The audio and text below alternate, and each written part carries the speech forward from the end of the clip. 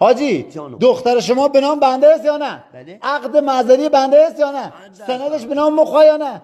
خب خدا انبات بیامرزه مثل من که طرف ماشین بسونه سندش بزنه نامش ولی صاحب ماشین قبلی اجازه نه سواره. دخترمون به نام شما حسک درست، عقد شما حسک درست، ولی شما عروسی نکردین. مثل یه مونی که طرف ماشین است یک پولش اشتباه که ولی هنوز به حساب ننشستن.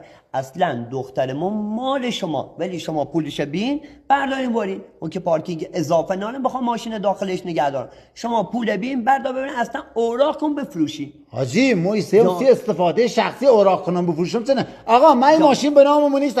حداقل سویچ به یه استارتی بزنم باتری نخواسته. او ما سویچ بیام همه راه نبره در باز بکنی استارت بزنی نه اما باتری خراب بود ماشین 3 کیلومتره نیتنو. حاجی حداقل بلی 10 دقیقه باتری کنی اصلا بابا همین پارکینگ خودتو